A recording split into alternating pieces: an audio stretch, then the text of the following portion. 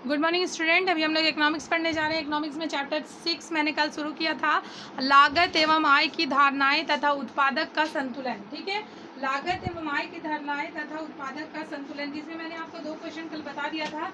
उत्पादन का क्या अर्थ है, उत्पादन लागत का क्या अर्थ है, और उसमें हमने देखा था कुल लागत की परिभाषा तथा औसत लागत की परिभाषा। आज हम लोग देखते हैं सीमांत लागत का क्या अर्थ है। आज हम लोग आगे का क्वेश्चन देखेंगे, सीमांत लागत। सीमांत लागत का क्या अर्थ है। हमने देखा कुल लागत किसे कहते हैं और औसत लागत किसे कहते हैं। अभी हम लोग देखते हैं सीमांत लागत का क्या अर्थ है। आप इसके आंसर में लिखिए, सीमांत लागत किसे कहते हैं। सीमांत लागत किसी वस्तु सीमांत लागत किसी वस्तु की सीमांत इकाई के उत्पादन की लागत होती है। किसी वस्तु की सीमांत इकाई के उत्पादन की लागत होती है। किसी वस्तु की एक अतिरिक्त इकाई के उत्पादन से कुल लागत में जो वृद्धि होती है उसे सीमांत लागत कहते हैं। सीमांत लागत किसी वस्तु की सीमांत इकाई के उत्पादन की लागत होती है। किसी वस्तु की एक अतिरिक्त इकाई के उत्पादन से कुल लागत में जो वृद्धि होती है उसे सीमांत लागत कहते हैं। ठीक है, आगे देखिए। मान लिया जाए, कल भी मैंने आपको पेन का एग्जाम्पल लेके दिखाया था, इसमें भी आपको वही लिखना है। उदाहरण के लिए मान लिया जाए कि 100 कलम के उत्पादन में 500 रुपये का व्यय होता है। अब यदि एक अतिरिक्त कलम का उत्पादन किया जाता है, अर्थात जब 101 कलम का उत्पादन किया जाता है तो कुल व्यय 505 रुपये हो जाता है। इस प्रकार एक अतिरिक्त कलम के उत्पादन के कुल व्यय में 505 माइनस 500 मतलब 5 रुपये की वृद्धि होती है। अतः कलम की सीमांत लागत अथवा सीमांत व्यय 5 रुपये के बराबर होगा। उत्पादन की कुल इकाइयों में से यदि एक कम इकाई का उत्पादन हो तथा उसके चलते कुल लागत में कमी हो तो उसे सीमांत लागत कहते हैं।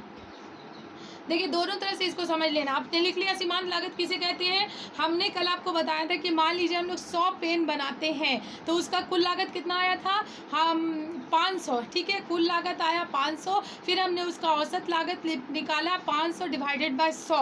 कल का वीडियो अगर आप नहीं देखे तो पहले उसको देख लीजिएगा, उससे ज़्यादा अच्छे से समझ में आएगा। सीमांत लागत, अब सीमांत लागत के बारे में बात की जा रही है। तो सीमांत लागत में क्या बोला जा रहा है कि एक अतिरिक्त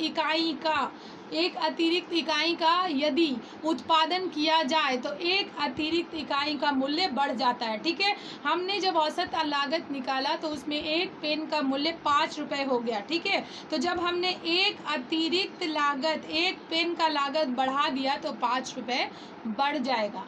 ठीक है ना, जब 5 रुपये बढ़ जाएगा तो हमारा 100 पेन का लागत आ रहा था 500 रुपये। 100 पेन का लागत आ रहा था कितना, 100 पेन का लागत था 500 रुपये। लेकिन यहीं पे हमको क्या करना है, एक पेन बढ़ा देना है, 101 पेन कर देना है। जब 101 पेन हम कर देंगे तो लागत भी 5 रुपये बढ़ जाएगा। ठीक है, एक अतिरिक्त इकाई का बढ़ना या घटना सीमांत लागत कहलाता है। अब ये तो बढ़ते हुए आपने देख लिया, अब देखिए घटते हुए मैं बता दे रही हूँ।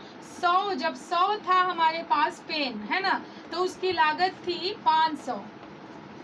पेन था 100 पीस तो लागत हो गई थी 500। मान लीजिए पेन हो जाएगा 99।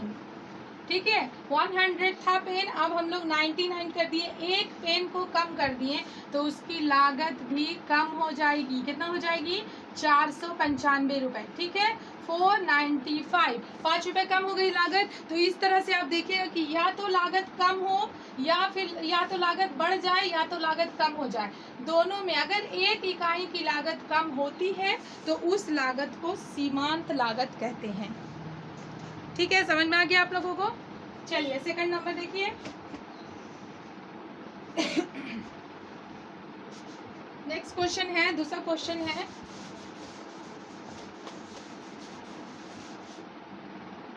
दूसरा क्वेश्चन में आपको बोल रहा है औसत लागत अल्पकाल में, औसत लागत अल्पकाल काल में यू आकार का क्या होता है?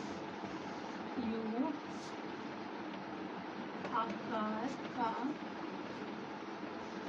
क्या होता है बताइए। ठीक है, औसत लागत अल्पकाल में यू आकार का क्या होता है बताइए। आंसर लिखिए, इसको चित्र द्वारा भी स्पष्ट करेंगे, पहले आंसर लिख लीजिए उसके बाद। औसत लागत यू आकार का इसलिए होता है क्योंकि प्रारंभ में औसत लागत घटती है, उसके बाद कुछ समय तक स्थिर रहती है अतः अंत में औसत लागत बढ़ने लगती है। औसत लागत की रेखा का आकार अंग्रेजी के यू अक्षर के समान हो जाता है। ठीक है, समझ लीजिए, औसत लागत अल्पकाल में यू आकार का क्यों होता है, ये पूछ रहा है। औसत लागत यू आकार का इसलिए होता है क्योंकि प्रारंभ में औसत लागत घटता है, उसके कुछ समय बाद तक स्थिर रहता है तथा अंत में औसत लागत बढ़ने लगता है।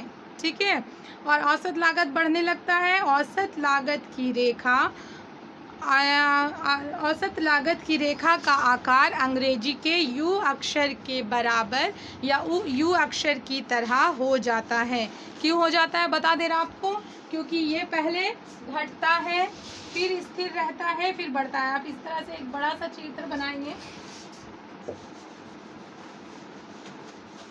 उसका आंसर लिखने के बाद एक आपको डायग्राम भी बनाना है। ठीक है,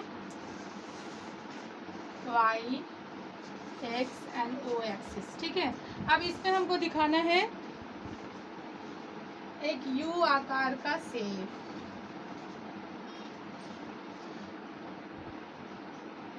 ये है ए, इससे पहले घटते हुए चला गया, घटते हुए क्रम में गया, यहाँ पे आके ये स्थिर हो गया। बी और सी में ये स्थिर रहा। ठीक है, लेकिन डी जब हुआ फिर वो धीरे धीरे धीरे धीरे क्या हो गया, बढ़ता हुआ चला गया। तो इस तरह से इसकी जो लागत होती है, इसकी जो रेखा होती है, वो अंग्रेजी के यू आकार की हो जाती है। ये हो जाएगी उत्पादन की इकाइयाँ, इधर हो जाएगी लागत। ठीक है,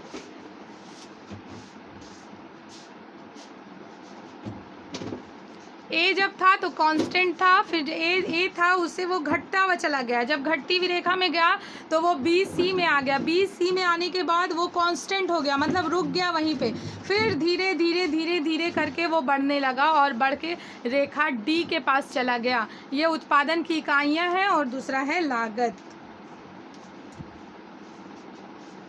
चलिए आज के लिए इतना ही, फिर आगे कल पढ़ेंगे।